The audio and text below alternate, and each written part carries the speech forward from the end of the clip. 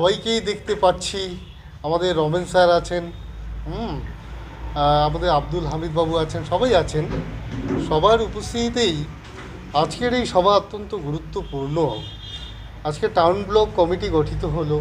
টাউনেও আমাদের কৃষিক্ষেত্রে অনেক কাজ রয়েছে। হর্টিকালচার, ফুল চাষ করেন অনেকেই, ফল চাষ করেন অনেকেই ছাদের উপরে, অ্যানিমেল হাজবেন্ডারি রয়েছে কোথাও কোথাও। এরকম অনেকগুলো স্কোপ রয়েছে শহরেও কৃষক সংগঠন করবার জন্য। এবং অনেক মানুষ আছেন আমাদের আলিপুরদুয়ার শহরের বুকে, তারা কৃষকদেরকে পরিষেবা দিতে চান, সার্ভিস দিতে চান। সেই মানুষগুলোকেও আমরা কৃষক সংগঠনে সামিল করেছি এবং আমাদের ব্লকের প্রেসিডেন্টরা এখানে উপস্থিত আছেন।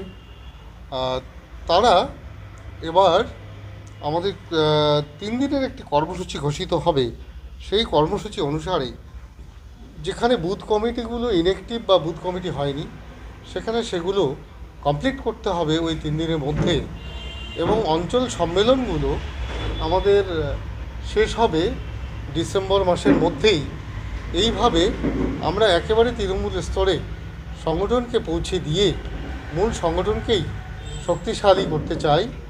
মমতা বন্দ্যোপাধ্যায়ের গৌরবময় ইতিহাস, তার যে উন্নয়ন ধারাবাহিকতা, সেটা বজায় রাখবার জন্য আমাদের এই সক্রিয় ভূমিকা আমরা পালন করব। আজকে আপনাদের মূল আলোচ্য বিষয় কী ছিল? আজকে আমাদের মূল আলোচ্য বিষয় হচ্ছে যে সমস্ত জায়গায় কমিটি ডিক্লেয়ার হয়নি সে সমস্ত জায়গায় কমিটিগুলো ডিক্লারেশন, এবং একেবারে তৃণমূল স্তরে আমাদের সম্মেলন এবং বুথ কমিটি গঠন, এটা মূল আলোচনা ছিল আজকের এই সভায়।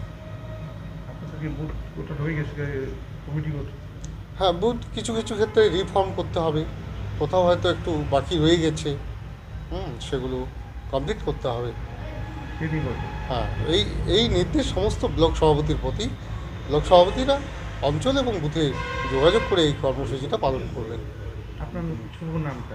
আমার নাম প্রসেনজিৎ রায়, জেলা সভাপতি, কিষাণ খেত মজদুর তৃণমূল কংগ্রেস।